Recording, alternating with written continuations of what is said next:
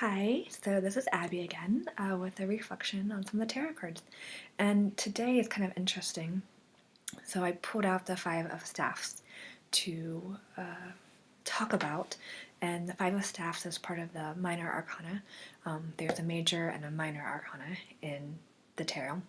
They mean different things, and the minor arcana tends to lean more towards like everyday kind of things that are going on instead of the bigger picture sort of things.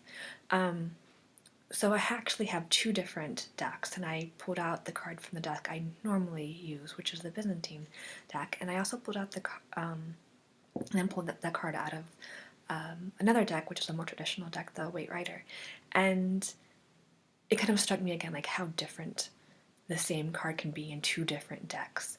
So the card from the deck I normally use is, there we go. So it's kind of five people, and they're kind of standing around and having a conversation. It looks like they have different things in their hand that could represent different things in their life. And then the Waite Rider card, which is also a little bit smaller, and is how this card's often traditionally seen, is more five people fighting with these big staffs. It's conflict. And so both cards and like books you read will say that the Five of Staffs is about conflict. It can also be about success after the conflict or moving towards things or through things, but it's really about the conflict between the five people or the conflict inside of yourself. And you really see that in the Waite Rider deck card, and that's kind of what I would normally pull out and feel with that card if I was doing a reading with that particular deck. The interesting thing is when I use the Byzantine deck, I get different insights when I draw out the same card. So in the past, when I've drawn out the Five of Staffs in the Byzantine deck, I've seen it stand for being overwhelmed, for everything in life kind of coming together, these five different parts, and combining into one more unified whole. I've seen it as success. I'm like, you've got everything figured out, just kind of keep moving forward, things are doing well. There may be some like issues here or there, but nothing big or grandiose.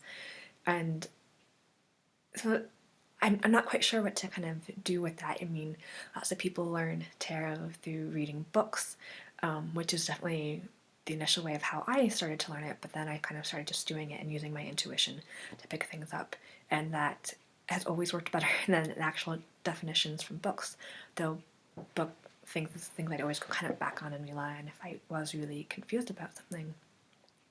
So yeah, two different cards. Well, actually, the same card with two really different pictures, two really different meanings. So yeah, I wonder kind of like what would you pull out of these cards if you saw them? Kind of what might you feel? What intuition might you get? And it's kind of a reminder that tarot is more about kind of mathematics and definitions equaling certain cards. It's really more about intuition. What does this card mean right now in this time and in place and position it's in?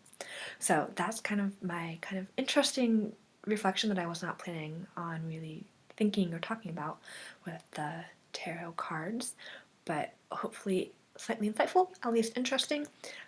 Enjoy. Again, I'll have another episode in a week or so talking about another card. If there's a particular card you would like to know more about, or just tarot in general, please leave me a question and I will get to responding it shortly. Thanks.